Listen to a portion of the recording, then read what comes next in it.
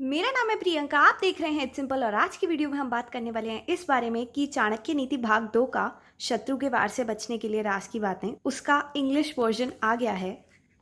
Chanakya Niti secrets to protect yourself from your enemies attack in English.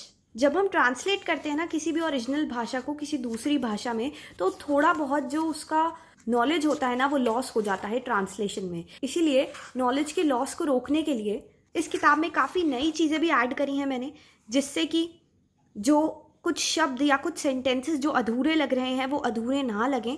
और definitely इस book में ज़्यादा मेहनत लगी है हिंदी वाली से, क्योंकि हिंदी में चीज़ें समझाना, हमारी मातृभाषा है हिंदी, तो उसमें समझाना थोड़ा आसान रहता है। बट जब हम इंग्लिश में कन्वर्ट करते हैं तो कुछ चीज़ों के मतलब एग्जैक्ट बैठ नहीं पाते, तो उसके लिए पूरे पूरे वाक्य ही बदलने पड़ते हैं और उसी की वजह से होता है नॉलेज लॉस। बट कोशिश तो मेरी इस किताब में भी यही पूरी रही है कि जितनी भी नीतियाँ हैं, 13 नीतियाँ, उन सभी नीतियों के साथ मैं जस्टिस कर पाऊँ और उन्हें अच्छे से बता पाऊँ, समझा पाऊँ, ताकि ये किताब सही में आपको आपके शत्रु के वार से बचाने में हेल्प करे।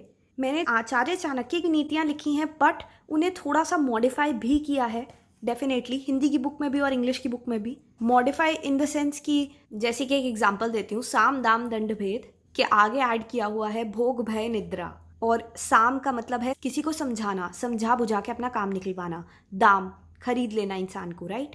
दंड, अगर कोई अच्छा काम करने के लिए राजी नहीं हो रहा है तो उसे दंडित करना, मतलब अपना काम निकलवाने के लिए, राइट। भेद, अब भेद शब्द में बहुत लोगों को कन्फ्यूजन होती है। कुछ लोग कहते हैं कि भेद का मतलब है सीक्रेट्स और कुछ लोग कहते हैं कि भेद का मतलब है फूट डलवाना। इसीलिए मैंने दोनों को मतलब को कंबाइन कर दिया है कि सीक्रेट्स जान के फूट डलवाना। भेद का उपयोग भी आचार्य चाणक्य ने इसी सेंस में किया था। बट इन शॉर्ट भेद के दोनों ही मतलब ठीक हैं हिंदी में। इसीलिए काफ़ी ऐसी सारी चीज़ें होती हैं जिनके दोहरे मतलब होते हैं, डबल मीनिंग्स होते हैं। बट इंग्लिश रीडर्स बिल्कुल भी फिक्र मत करना, इंग्लिश में भी मैंने सारी चीज़ें एक्यूरेटली एक एक चीज़ एक्सप्लेन करी है, कोई भी चीज़ ऐसे छोड़ी नहीं है। तो साम दाम दंड भेद भोग भय निद्रा, अब इन तीनों के मतलब जानने के लिए तो बुक लेनी पड़ेगी। और भोग भय निद्रा, इनके बहुत ही इंटरेस्टिंग मीनिंग है। भोग और भय इन दोनों के तो समझ आ गए होंगे, पर निद्रा का एक बहुत ही डीप मीनिंग है। और भी बहुत सारी ऐसी नीतियाँ थी जो कि कभी, जैसे चक्रव्यूह फॉर्मेशन होती है जब युद्ध के लिए जा रहे होते हैं, तब उस टाइम की स्ट्रैटेजी, और बहुत सारी ऐसी स्ट्रैटेजीज जो कि दुश्मन के खिलाफ लड़ने से पहले ही इस्तेमाल की जा सकती हैं उसे हराने के लिए। तो उन स्ट्रैटेजीज को भी इसमें ऐड किया है। मतलब जैसे वो बाहुबली मूवी में नहीं देखा था त्रिशूल व्यू और वो सारे व्यू, उससे पहले ही एक स्ट्रैटेजी बनाई जाती है कि किस तरीके से दुश्मन को हराया जाए। व्यू ही नहीं, उससे पहले की भी नीतियाँ कि बिना लड़े हम कैसे जीतें। क्योंकि मेन एम किसी भी युद्ध में या किसी भी लड़ाई में कहीं पे भी हो रही हो, ये नहीं होता कि तुम्हें लड़कर ही जीतना है या बल से ही जीतना है। तुम्हारा काम होता है, सबसे पहले एक मनुष्य का काम होता है अपना लक्ष्य निर्धारित करना कि उसको करना क्या है, युद्ध में उसका काम क्या है, गोल क्या है। एम अगर यही है कि जीतना है, कुछ लोगों का हो सकता है उन्हें फूट डलवानी है, कुछ लोग का हो सकता है कि वो अपने गुप्तचर भेज रहे हैं दूसरी जगह पे और उन्हें वहाँ की सिर्फ इन्फॉर्मेशन कलेक्ट करनी है। सब, हर इंसान का एक एक रोल होता है। अगर तुम्हारा रोल, तुम्हारा गोल सिर्फ यही है कि तुम्हें जीतना है, तो जीतने के लिए सिर्फ बल का प्रयोग नहीं होता, बुद्धि का भी प्रयोग होता है। और ज़रूरी नहीं है बल का प्रयोग करना ही पड़े, हो सकता है बुद्धि से ही तुम पूरा खेल जीत जाओ। वो नीतियों पे निर्धारित होता है, वो इन सारी चीज़ों को देख के निर्धारित किया जाता है कि हम लड़ किसके साथ रहे हैं और सामने वाले के पास, हमारे साथ जो युद्ध कर रहा है उसके पास कितनी ताकत है, उसके पास कितना बल है, कितनी सेना है, और वो हमें किस तरीके से नुकसान पहुंचा सकता है अगर ये युद्ध हुआ तो। बट अगर ये नहीं होता और हम उसे पहले ही हरा देते हैं तो हमारा कितना फ़ायदा होगा। तो अगर पता है कि युद्ध होगा तो हम हारेंगे, तो डेफिनेटली युद्ध होने ही नहीं देना और अलग अलग नीतियों का उपयोग करके उस युद्ध को होने से ही पहले रोक देना है और फिर भी जीत के दिखाना है।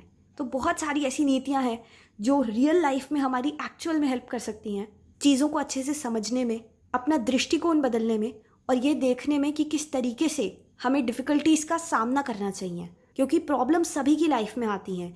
मायने ये नहीं रखता कि कौन कितनी बड़ी बड़ी प्रॉब्लम से जूझ रहा है, मायने ये रखता है कि कौन उन प्रॉब्लम से बाहर निकल पाता है और अपना बेटर वर्जन बन के सामने आ पाता है, ये मायने रखता है। एंड में हम ये नहीं देखेंगे कि अरे यार इसने तो इतनी बड़ी प्रॉब्लम का सामना किया, हम ये देखेंगे कि क्या वो उस प्रॉब्लम से जीत के बाहर निकला या हार के बाहर निकला, क्या उस प्रॉब्लम ने उस इंसान को बना दिया या उसे बिगाड़ दिया। चुनौतियों का सामना करो, पर ऐसे करो कि अगली चुनौती तुम्हारे सामने सर ना उठा पाए, तुम्हें हराने की कोशिश भी ना कर पाए, वो अपने आप ही ख़त्म हो जाए। जो भी इन किताबों को लेगा, ये किताबें जो चाणक्य नीति वाली होती हैं ना, जितनी भी होती हैं, जो भी चाणक्य नीति की किताबें होती हैं, वो कभी भी ऐसी नहीं होती कि एक बार पढ़ ली तो तुम भूल जाओगे। वो पढ़ के समझने वाली होती हैं और अपनी लाइफ में एक्चुअल में अप्लाई करने वाली होती हैं। और मैं हमेशा ये बोलती हूँ कि जब भी कोई बुक लेके बैठो ना, चाहे कोई भी हो, चाहे नॉन फिक्शन भी हो, तो भी एक मार्कर या फिर हाइलाइटर साथ में लेके बैठा करो और उसके इंपॉर्टेंट पॉइंट्स, कुछ ना कुछ हर किताब में ऐसी बात ज़रूर होती है जो तुम्हारी ज़िंदगी में लागू हो सकती है, जो तुम्हारे काम आ सकती है, तो उस चीज़ को ज़रूर यूटिलाइज़ करो। और कोई भी किताब पढ़ रहे हो तो डेफिनेटली हाईलाइट कर लो, उसको मार्क कर लो, जो जो चीज़ें अच्छी लगती हैं और जो जो चीज़ें तुम अपनी लाइफ में अप्लाई कर सकते हो एक्चुअल में। क्योंकि बहुत बार ऐसा होता है, हमें अपनी लाइफ की प्रॉब्लम्स का सॉल्यूशन नहीं मिल रहा होता, पर कभी कभार ऐसे सोर्सेज से भी हमें हेल्प मिल जाती है जिनसे कभी हमने एक्सपेक्ट नहीं किया होता, या ऐसे सोर्सेज से जिनसे हमें लगता है कि अरे यार इससे तो हमें सिर्फ गाइडेंस मिलेगी, बट नहीं, कभी कभार उनमें सॉल्यूशंस भी होते हैं अगर हम चीज़ों को बहुत ध्यान से देखें, अगर हम उन चीज़ों को बहुत बारीकी से देखें तो। कहने का मतलब ये है कि चीज़ों को सिर्फ देखने के लिए मत देखो, उन्हें अपनी लाइफ से रिलेट करो। ये देखो कि उन चीज़ों को अपनी लाइफ में यूज़ करके आपका कैसे फ़ायदा हो सकता है, आपकी हेल्प कैसे हो सकती है, और कैसे हम उन चीज़ों को अपनी लाइफ में एक्चुअल में यूज़ कर सकते हैं। तभी जाके तो कोई चीज़ काम की हुई, अगर हम उसे सही में यूज़ कर सकते हैं तो, अगर वो सही में हमारी रियलिटी में हेल्प करे तो। ठीक है, सो आई होप ये किताबें आपकी हेल्प करेंगी।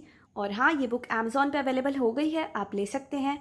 ठीक है, तो आज की वीडियो के लिए इतना ही, और अगली वीडियो में मिलते हैं। ठीक है, चलो बाय।